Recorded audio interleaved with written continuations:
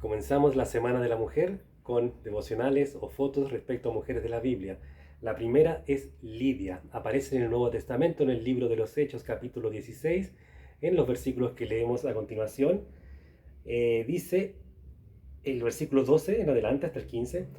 Y de allí a Filipos, que es la primera ciudad de la provincia de Macedonia, y una colonia, y estuvimos en aquella ciudad algunos días, 13. Y un día de reposo salimos fuera de la puerta junto al río donde solía hacerse la oración, y sentándonos hablamos a las mujeres que se habían reunido. Ya nos da el contexto que si estaban en un día de reposo, que si estaban orando hay mujeres, habla de ya de mujeres judías, no creyentes. Ojo, ¿por qué lo digo? Porque en el 14 dice, entonces una mujer llamada Lidia, muchos piensan que, la hermana Lidia tenía su grupo de mujeres para orar en los sábados, el día de reposo. Sí, pero no era hermana en la fe. No era hermana en la fe. Por algo después vamos a leer que el Señor abre su corazón. Pero vamos punto a punto. Llamada Lidia, vendedora de púrpura de la ciudad de Tiátira. Esta era una de las... Esta ciudad es interesante porque no aparece muy nombrada en la Biblia, pero es una de las 7 ciudades que recibió carta de parte del Señor que aparecen en Apocalipsis. ¿Sí? Muy interesante en Apocalipsis capítulo 2, versículo 18. ¿Quién sabe si Lidia tuvo una influencia después en aquella ciudad y fue ella la que levantó ahí la iglesia, ¿no? O fue usada por el Señor y otros varones más. Así que tenemos acá ya un mito derribado, que ella no era creyente cuando conoció al apóstol Pablo. Otro mito dicen que el Señor hizo, o bueno, no es un mito, una teoría, que cuando el Señor vio al varón macedonio, le hizo mostrar el varón macedonio a Pablo y a los que estaban con él. Dicen que en realidad fue como un pequeño engaño que les hizo el Señor para que después se dieran cuenta que ya iban a aparecer mujeres influyentes.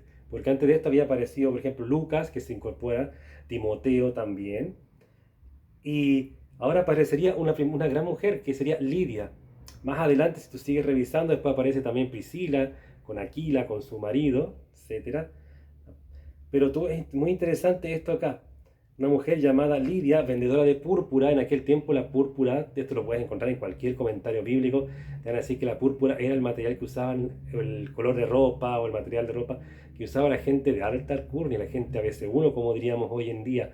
Por lo tanto, si ella era vendedora de ese tipo de ropa, quiere decir que tenía bastante recursos económicos. Para que aquí veas también que el Señor, que ese mito tonto que hay en las iglesias evangélicas, o un desconocimiento quizás de la gente nueva que dicen, no, ningún rico entrará al reino de los cielos, porque el Señor dice que más fácil es que entre un camello por una aguja, sobre la agujera una aguja, etcétera. Pero, ojo, hay muchas excepciones en la Biblia, y no es que, o sea, no es que no haya excepciones, se dice que es difícil, pero el cielo no está cerrado a los ricos de este mundo. Nicodemo era un hombre rico, perdón, José de Arimatea era un hombre rico y fue quien preparó la tumba del Señor Jesucristo, que cumple una profecía de Isaías 53. Ahí búscala, te dejo la tarea. Sigamos entonces. Llamada Lidia, vendedora de púrpura de la ciudad de Tiátira, que adoraba a Dios. ¿Ven? Adoraba a Dios, como lo hacía el pueblo judío también, o los judaizantes, o los prosélitos, o los piadosos, que eran los que cercanos al judaísmo. ¿Ya? Estaba oyendo, y el Señor abrió el corazón de ella para que estuviese atenta a lo que Pablo decía. Yo sé que muchos van a utilizar la predestinación para esto.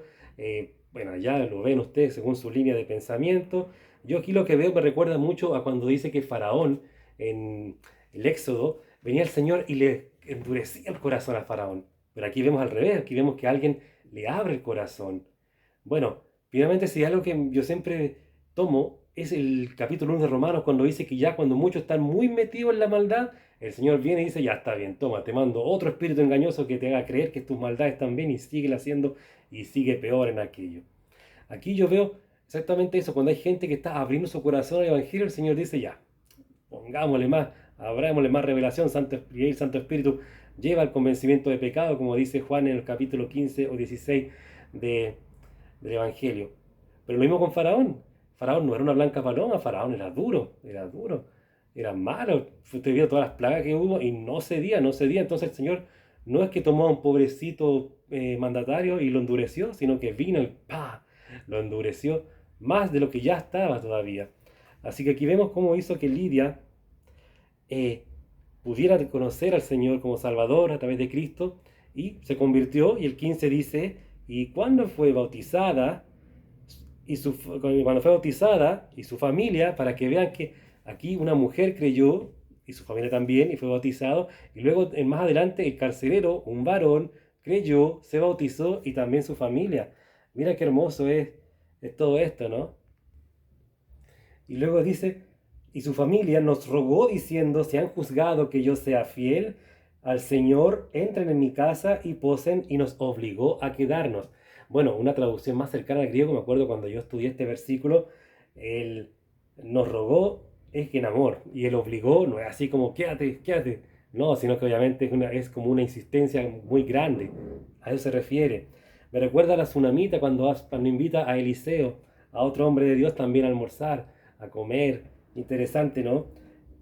Y luego da un salto, después viene la chica adivinadora, el carcelero de Filipos, y luego saltamos al versículo 40, que es el último de esta división de capítulos, y ahí vuelve a aparecer Lidia y dice, entonces saliendo de la cárcel entraron en casa de Lidia y habiendo visto a los hermanos, los consolaron y se fueron. Exactamente lo mismo que pasó con Pedro cuando fue liberado de la cárcel. Fue donde sus amigos para mostrar que su oración había resultado, que estuvieran tranquilos, que ya él había sido liberado, etc.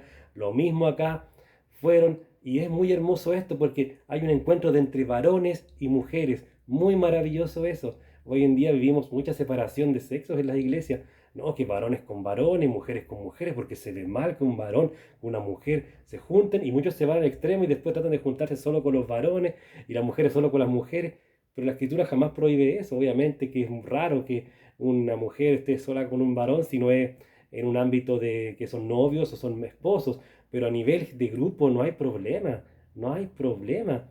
Y aquí es maravilloso porque se ve que, dice, saliendo de la cárcel, entraron en casa de Lidia. Obviamente no se iban a ir a celebrar a la plaza, o ir a un bar, o iban a ir, no sé, a algún lugar céntrico en Filipo.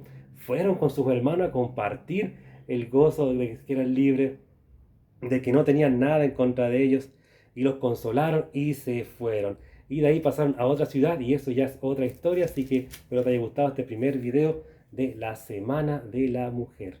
Señor les bendiga, Hechos capítulo 16, leí del versículo 12 hasta el 15 y el 40.